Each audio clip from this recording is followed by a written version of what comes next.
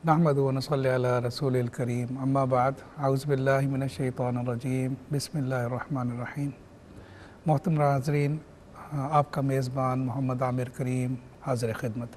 नाज़रीन, हम पिछले प्रोग्राम में तौबा के ऊपर बयान कर रहे थे, बात कर रहे थे कि कैसे अल्लाह सुब्हानहू व तआला की तरफ लौट के जाना चाहिए और लौट के जाना क्या ज़रूरी है कि नहीं है। अगर हम कुरान को देखें तो अल्लाह सुब्हानहू व तआला हुक्म फरमाते हैं, वतूबू इलल्लाहि जमीअन अय्युहल मुमिनून लअल्लकुम तुफ्लिहून। तमाम के तमाम मोमिनो अल्लाह से माफ़ी मांगो, जब गुनाह करो तो अल्लाह से माफ़ी तलब करो ताकि तुम फलाह पा सको। और फिर माफ़ी ऐसे नहीं मांगो कि माफ़ी आपने मांगी ज़ुबान से कहते रहे या अल्लाह मेरी तौबा, या अल्लाह मेरी तौबा, और वो अमल बार बार करते रहे या अल्लाह मेरी तौबा। ये नहीं, अल्लाह फरमाते हैं तौबा वो जो सच्ची दिल से करो, दिल से माफ़ी मांगो। या अय्युहल्लज़ीना आमनू तूबू इलल्लाहि तौबतन नसूह। ओ मेरे बंदो, ओ ईमान वालो, माफ़ी मांगो तो दिल से मांगो, सच्ची मांगो, अपने रब के आगे फिर हथियार डाल के मांगो, फिर मांगो कि बस या अल्लाह मुझे माफ़ कर दे, सच्ची तौबा। ये बड़ी बदकिस्मती की बात है नाज़रीन। पहली तो बात है कि गुनाह के ऊपर दीदा दलेरी इतनी बढ़ गई कि माफ़ी मांगने वाला तो तसव्वुर ही चला गया,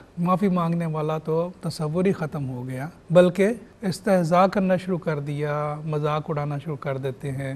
अगर कोई साहब समझाने की कोशिश करते हैं, कोई घर में कोई बड़ा नमाज़ें पढ़ रहे हैं, वो आपको कहते हैं बेटा आप नमाज़ पढ़ें, नमाज नहीं पढ़ते, वो जी आप पढ़ लें, आप अपनी कब्र को बना लें, हमारी खैर।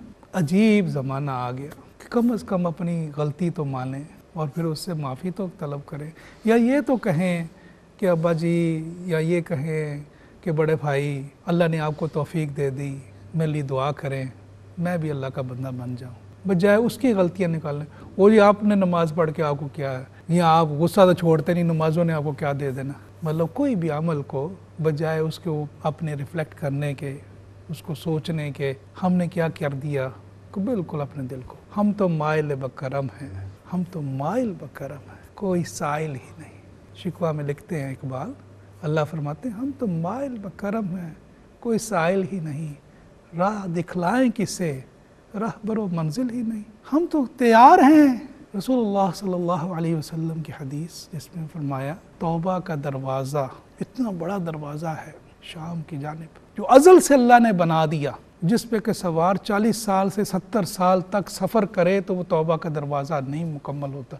इतना बड़ा अल्लाह सुब्हानहू तआला ने तौबा का दरवाज़ा, और ये दरवाज़ा क़यामत तक। हदीस में आता है कि जब सूरज मग़रिब से तलू होगा, यानी कि अलामात क़यामत में एक अलामत, जब क़यामत आ जाएगी तो सूरज मग़रिब से तलू होगा, तब तलक ये दरवाज़ा अल्लाह सुब्हानहू तआला ने खोल के रखा होगा। आ जाओ, वअनीबू इला रब्बिकुम वअनीबू इला रब्बिकुम वअस्लिमू लहू मिन क़ब्ल अन यअतियकुमुल अज़ाब सुम्मा ला तुनसरून। आ जाओ मेरी तरफ, आ जाओ, वापस आ जाओ मेरी तरफ, आ जाओ। अस्लिमू, हथियार फेंक दो अपने आप के, सरेंडर कर दो, इससे पहले कि तुम्हारी कोई मदद ना रहे, ख़त्म हो जाए, वक्त ख़त्म हो जाए और कोई तुम्हारा मददगार ना रहे। वो क्या दिन होगा? उस दिन तो किसी को बोलने की मजाल नहीं। हाज़ा यौमु ला यंतिक़ून ला युअज़नु लहुम फ़यअतज़िरून। उस दिन तो लब ऐसा आलम होगा नफ्सा नफ्सी का।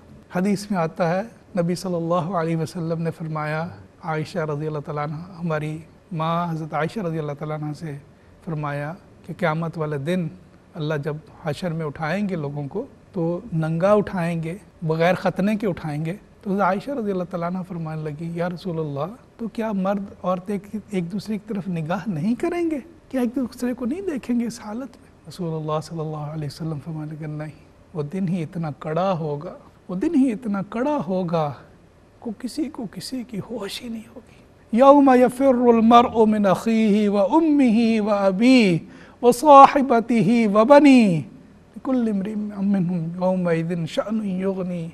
माँ भाग जाएगी, भाई भाग जाएगा, बाप भाग जाएगा, सब छोड़ देंगे, कोई नहीं। पसीना 70 गज नीचे और पसीने के अंदर बंदा डुबकियां खाएगा अपने। 50 अल्फ़ सना, 50,000 साल का दिन होगा क़यामत का दिन। क्या होगा, मंजर होगा। अब है मौका, अपने रब को मना लो। अब है मौका कि कह दें, या अल्लाह मुझे माफ़ फरमा दें। हज़रत बहलोल रहमतुल्लाह अलैह एक दरवेश गुज़रे, उनका तज़किरा किताबों में मिलता है, और अमूमन उनका मुकालमा खलीफा अब्बासी खलीफा हारून रशीद के साथ, या मलका ज़ुबैदा जो खलीफा की मलका थी उनके साथ उनके कुछ मुकालमात हमें تاریخ کی کتابوں میں ملتے ہیں۔ ایک دفعہ خلیفہ ہارون رشید اپنی سواری پہ جا رہا تھا، اس نے دیکھا کہ حضرت بہلول بازار میں بیٹھے ہیں اور کوئی آڑی ترچھی لکیریں لگا رہے ہیں۔ پہلے تو اس بات پہ حیران ہوا کہ ان کا بازار میں کیا کام، بازاروں سے وہ، اور یہ حدیث ہے رسول اللہ صلی اللہ علیہ وسلم نے فرمایا اللہ کی نگاہ میں سب سے بدترین جگہ بازار ہیں اور سب سے خوبصورت ترین جگہ مساجد ہے۔ کیوں؟ بازار گئے آپ ایک چیز لینے کے لیے، 10 چیزوں کی محبت آپ دل میں لے کے واپس آئیں گے۔ ایک چیز لینے گئے، مثال کے طور پہ بندے نے سوچا کہ جی میں مائکرو ویو خراب ہو گیا، چلو ایک مائکرو ویو خرید لائیں۔ وہاں مائکرو ویو خریدنے گئے، موبائل کے اوپر بھی نظر پڑ گئی، نیا آ گیا موبائل، یہ ٹی وی کا بھی نیا ماڈل آ گیا ہے، وہ ادھر ساتھ کپڑوں کی دکان پہ نظر پڑ گئی کہ نیا فیشن آ گیا ہے۔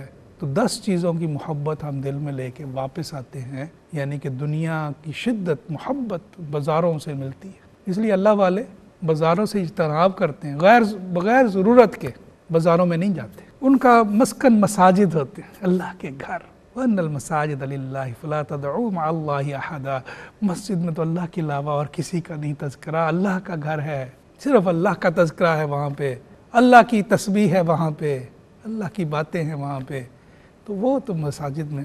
بہرحال وہ بیٹھے ہوئے تھے، ہارون رشید کو حیرت ہوئی کہ یہ حضرت آج ادھر کیا کر رہے ہیں۔ سواری رکوائی اس نے، پوچھنے لگا حضرت آج ادھر کیسے آنا ہوا؟ فرمانے لگے کہ میں ایک کام میں بڑا مصروف ہوں، مجھے تنگ نہ کرے۔ کہنے لگے کیا بڑا کام کر رہے ہیں؟ کہنے لگے کہ میں اللہ سے اللہ کی بندوں کی دوستی کر رہا ہوں، یہ مجھے اسائنمنٹ ملی بھی ہے، اور میں اس اسائنمنٹ پہ کام کر رہا ہوں کہ اللہ کے بندوں سے دوستی ہو جائے۔ ہارون رشید بڑی عجیب سی بات ہے، یہ کیسے ہوتا ہے؟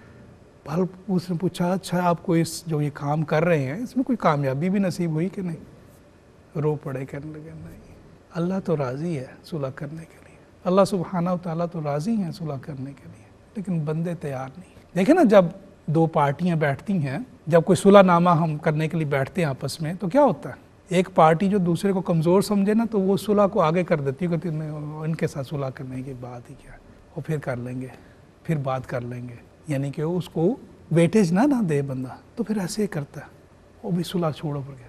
بندہ اگر پھنسا ہو نا، کمزور ہو، پھنسا ہو، بادشاہ بلائے آ جاؤ بھی، تو وہ تو انتظار میں بیٹھا ہوتا ہے کو کس لمحے وہ کہتا ہے موقع ضائع نہ پائے، پتہ نہیں کب بادشاہ کا دل بدل جائے، بادشاہ کا جو ہے موڈ بدل جائے، پھر کیا بنے گا؟ تو بھی موقع ہے، فوراً دوڑا آئے گا، کر لے گا۔ لیکن جب آپ سے نچلی کوئی پارٹی ہو نا، تو معاذ اللہ کہ اللہ سبحانہ و تعالیٰ کو ایسے سمجھتے ہیں۔ ایک مولانا حضرت سلمان تونسوی رحمۃ اللہ علیہ کے پاس آئے، فرمانے لگے کہ حضرت آپ کا بڑا شعرا سنا ہے، آپ اللہ والے ہیں، آپ کوئی نصیحت فرمائیں۔ حضرت سلمان تونسوی رحمۃ اللہ علیہ فرمانے لگے مولانا اگر کامیابی پانی ہے آپ نے، تو اللہ سبحانہ و تعالیٰ کو اپنے سے بڑا نہ مانے تو اپنے برابر ہی مان لیں، جان لیں، تو پھر آپ کو اللہ کی محبت کی کچھ لذت، کوئی رستہ، کوئی آپس میں تعلق بنے گا۔ فرمانے لگے، وہ علم کے بندے تھے، فرمانے لگے لا حول ولا قوت الا باللہ، آپ کیسی باتیں کر رہے ہیں، اللہ سبحانہ و تعالیٰ کی شان کے منافی آپ باتیں کر رہے ہیں۔ حضرت سلمان تونسوی رحمۃ اللہ علیہ فرمانے لگے کہ آپ کو بات سمجھ میں نہیں آئی، چلیں آپ اتنی دور سے تشریف لائیں، آپ آرام فرمائیں اور کل آپ چلے جائیے گا۔ وہ وہاں ٹھہر گئے، رات کا کھانا انہیں پیش کیا گیا، اس میں ایک جو تھی بڑی مرغن غذا اور گھی اور مکھن کی لگی ہوئی روٹی، اور ایک طرف سوکھی سی روٹی دے دی گئی انہیں۔ وہ کھانا تناول کرنے لگے، اتنے میں آواز آئی باہر سے، اللہ کے نام پہ کچھ دو۔ انہوں نے کیا کیا کہ وہ جو سوکھی روٹی تھی وہ انہوں نے باہر بھجوا دی۔ اگلے دن جب وہ اجازت طلب کرنے کے لیے گئے تو حضرت سلمان تونسوی رحمۃ اللہ علیہ بیٹھے ہوئے تھے اور سوکھی روٹی ان کے سامنے پڑی تھی۔ صاحب عقل تھے، سمجھدار تھے، مولانا سمجھ گیا کہ کیا غلطی ہوئی، عرض کرنے لگے حضور میں سمجھ گیا۔ فرمانے لگے مولانا اگر آپ اللہ کو اپنے برابر سمجھتے ہوتے تو آدھی سوکھی دیتے اور آدھی مرغن دے دیتے، اور اگر اللہ کو اپنے سے بڑا سمجھتے تو ساری مرغن ہی دے دیتے، خود سوکھی کھا لیتے۔ حدیث میں آتا ہے کہ اللہ سبحانہ و تعالیٰ فرمائیں گے بندے سے، بندے میں تیرے پاس آیا تھا، میں بھوکا تھا، میں پیاسا تھا، تو نے میری ندا نہ سنی۔ بندہ کہے گا اے اللہ آپ تو تمام حاجات سے ماورا، یہ آپ کیا؟ اللہ فرمائیں گے کہ میرا بندہ آیا تھا تیرے پاس، اس نے میرے نام پہ مانگا تھا تجھ سے، میرے نام پہ مانگا تھا تجھ سے، اور تو نے اس کو رد کر دیا۔ تو ناظرین کہنے کا مقصد یہ کہ ہم اس کے ویٹیج ہی نہیں، کوئی بات نہیں۔ اور حضرت بہلول رحمۃ اللہ علیہ رو پڑے، کہنے لگے کہ اللہ تو مانے بیٹھے ہیں، بندے نہیں مانتے صلح کرنے کے لیے، ہم تو مائل بکرم ہیں، کوئی سائل ہی نہیں۔ تھوڑے دن ہوئے خلیفہ کا گزر ہوا قبرستان کی طرف سے، تو وہاں دیکھا وہاں حضرت بہلول بیٹھے ہیں، وہاں بیٹھے وہی شغل فرما رہے ہیں، کوئی آڑی ترچھی لکیریں لگا رہے ہیں۔ وہ حیران ہوا کہ پہلے تو یہ بازار میں تھے، اب یہ یہاں کیا کر رہے ہیں؟ اس نے سواری رکوائی، اس نے دوبارہ پوچھا حضرت یہاں کیا؟ فرمان لگے اللہ والوں کا تو ایک ہی کام ہوتا ہے، وہ وہی کام کر رہا ہوں۔ کیا کام کر رہے ہیں؟ اللہ کے بندوں سے صلح کرا رہا ہوں۔ اب اسے تجسس ہوا کہ کافی عرصے سے کوشش ہو رہی ہے تو شاید بات بن گئی ہو، تو خلیفہ پوچھنے لگا کامیابی ملی؟ فرمانے لگے کہ اب بندے راضی ہیں، اللہ نے دروازہ بند کر دیا، قبرستان میں پڑے ہیں، اللہ نے دروازہ بند کر دیا، توبہ کا دروازہ بند ہو گیا۔ حدیث میں آتا ہے نبی صلی اللہ علیہ وسلم نے فرمایا کہ غرغرہ آنے تک، غرغرہ جب تم وجات سکرات الموت بالحق، جب حق کے ساتھ تمہارے موت کی سختی آ پہنچے گی، اس سختی کے آنے سے پہلے تک اگر اللہ سے معافی مانگ لو گے، اللہ ضرور بالضرور قبول فرمائیں گے۔ اللہ فرماتے ہیں ان اللہ یغفر الذنوب جمیعا، میں سارے کے سارے معاف کر دوں گا، لیکن آؤ وقت سے پہلے، آؤ پہلے، جب غرغرہ آنے سے پہلے تک انسان اگر اپنے رب سے رجوع کر لے تو اللہ سبحانہ تعالیٰ فرماتے ہیں کہ میں سب کے سب اسے معاف کر دوں گا۔ لیکن ہے کیا؟ اسے عرضہ سمجھتے ہیں، کل کر لیں گے، پرسوں کر لیں گے، ترسوں کر لیں گے۔ ایک درویش جو تھے وہ کھڑے تھے قبر کے کنارے، اور ان کے ساتھ ایک جوان انسان کھڑا، ایک نوجوان کھڑا تھا۔ فرمانے لگے کہ بیٹا یہ جو قبر میں صاحب لیٹے ہوئے ہیں، فوت ہو گئے ہوئے ہیں، اگر انہیں موقع مل جائے وہ قبر سے باہر آ جائیں تو وہ کیا کریں گے؟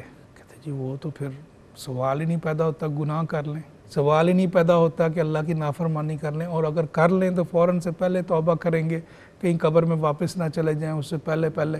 فرمانے لگے کہ بیٹا میں اور آپ تو قبر کے باہر ہیں، پتہ نہیں کب چلے جائیں اندر، کوئی پتہ کہ یہ رات آخری رات، یہ ساتھ، حتیٰ کہ یہ ساتھ ہی میری آخری ساتھ ہو، اور جب آتی ہے اجل، وجاءت سکرات الموت بالحق، جب آتی ہے موت، سختی آتی ہے تو کیا ہوتا ہے؟ ایک ملی سیکنڈ بھی نہیں موقع دیا جاتا۔ آنکھ کھلی ہے تو کھلی کی کھلی رہ جائے گی، آنکھ بند ہے تو بند، منہ کھلا ہے تو کھلا، منہ بند ہے تو بند، دائیں طرف دیکھ رہے ہیں تو ادھر ہی دیکھ رہے ہیں، حتیٰ کہ معاذ اللہ ٹوائلٹ میں ہے تو ٹوائلٹ میں، سجدے میں ہیں تو پھر سجدے میں۔ اب یہ ہمارے اوپر ہے کہ ہم سجدے میں ہیں کہ کہاں پہ ہیں، یہ ہمارے اوپر ہے کہ توبہ کر کے سجدے میں ہو، پتہ کوئی نہیں، زندگی کا کیا پتہ کہ زندگی کب ختم ہو جائے۔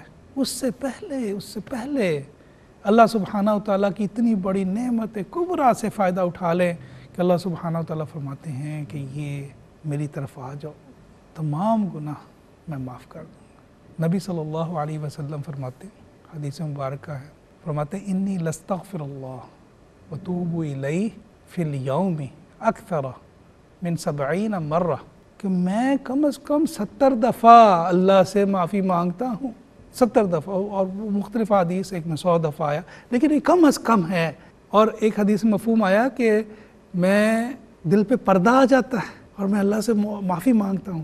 اب آپ جانیے کہ معصوم بالخطا امام الانبیاء، وہ کون سی خطا سرزدہ تو ہو ہی نہیں سکتی۔ وہ کیا فرماتے ہیں کہ اس سے پردہ، اور آپ سوچیں میں اور آپ گناہوں میں لتڑے پتڑے، کتنے پردے میرے اپنے اور اللہ کے درمیان، دل اور اللہ کے درمیان آ جائیں گے۔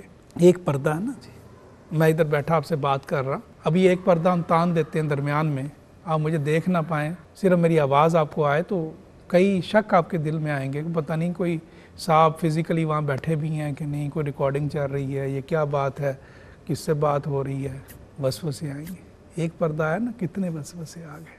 اسی طرح وسوسے آتے ہیں، وہ پتہ نہیں جہنم ہے بھی کہ نہیں، جنت میں جانا بھی کہ نہیں، وسوسے شیطان کے۔ جب وسوسے آتے ہیں تو کیا ہوتا ہے؟ عبادت کی قسم، بندہ لیزی ہو جاتا ہے۔ مثال کے طور پہ میں مثال دیتا ہوں آپ کو، ابھی آپ کو کوئی کہے کہ رات 2 بجے آپ اٹھیں، آپ جہاں پہ بھی کام کر رہے ہیں، ورک پلیس والے ڈیمانڈ کریں رات 2 بجے آپ کی شفٹ شروع ہوگی، جی بندہ 2 بجے پہنچ جاتا ہے۔ کہتے ہیں 3 بجے شفٹ شروع ہوگی، 3 بجے پہنچ جاتا ہے۔ کہتے ہیں 5 بجے شفٹ شروع ہوگی، 5 بجے بندہ پہنچ جاتا ہے۔ لیکن اس بندے کو اگر فون آ جائے، کسی جگہ کام کر رہا ہے کمپنی سے، کسی دوست کا فون آئے کہ بھئی یہ کمپنی جو ہے نا بینکرپٹ ہونے والی ہے، اگلے مہینے تنخواہ کوئی نہیں ملنی، شاکہ آ گیا تنخواہ نہیں ملنی، اسی وقت ہی لیزی ہو جائے گا، چلو یار پھر کل جائیں گے، چلو یار کیا جانا نوکری کے اوپر، تنخواہ تو ملنی کوئی نہیں۔ اسی طرح جب پردہ آتا ہے تو وسوسے آتے ہیں، جب وسوسے آتے ہیں تو انسان کے اندر کسل پیدا ہوتی ہے، انسان کہتا ہے کہ پتہ نہیں ہونا بھی کہ نہیں، یقین جو ہے وہ ڈول جاتا ہے انسان کا۔ شیطان کا کام ہی یہ ہے کہ انسان کے یقین کو ڈول دینا، نہیں تو مجال ہے کہ بندہ صبح، وہ بندہ جو 2 بجے اٹھ کے شفٹ پہ جا سکتا ہے، مجال ہے کہ وہ 5 بجے یا 6 بجے فجر کے لیے نہ اٹھ سکے، سوال ہی پیدا نہیں ہوتا۔ جس نے ساری زندگی 20 سال تک 3 بجے شفٹیں کی ہوں، مجال ہے وہ فجر چھوڑے گا؟ کبھی بھی نہیں چھوڑے گا۔ اگر اس کو یقین آ جائے اس بات کے اوپر، یقین ڈول جاتا ہے، جب بندہ گناہ کرتا ہے، پردہ آتا ہے دل کے اوپر، انسان کا یقین ڈولنا شروع ہوتا ہے، اور شیطان اس ڈولے ہوئے یقین کو اور خراب کرتا ہے۔ جب بندے کا یقین ڈولتا ہے تو پھر پہلوان سے پہلوان بندہ بھی جو ہے کمزور پڑ جاتا ہے، اس سے اٹھا نہیں جاتا، 4 فرض نہیں پڑھے جاتے، اور یقین اگر پکا ہوتا ہے تو بندہ بیمار بستر مرگ پہ بھی پڑا ہوا اٹھ کھڑا ہوتا ہے اپنے رب کی بندگی کے لیے۔ یہ وہ یقین ہوتا ہے، یہ وہ یقین تھا کہ حضرت عمر خون بہہ رہا ہے زخموں سے اور پوچھ رہے ہیں کون سا وقت ہو گیا، کون سا وقت ہو گیا۔ فجر میں حملہ کیا گیا تھا، چاقو لگے تھے، گر گئے تھے، نماز مکمل ہوئی تھی، اس کے بعد بے ہوشی کا عالم ہو گیا تھا، کسی نے کہا کہ امیر المومنین کی فجر قضا ہوگی، آنکھ کھول دی، آنکھ کھل گئی اس بات کے اوپر، فجر مکمل کی۔ یہ یقین ہے ناظرین۔ وقفے کا وقت ہو رہا ہے، وقفے کی طرف چلتے ہیں، وقفے کے بعد اسی موضوع کو جاری رکھیں گے۔ والسلام علیکم۔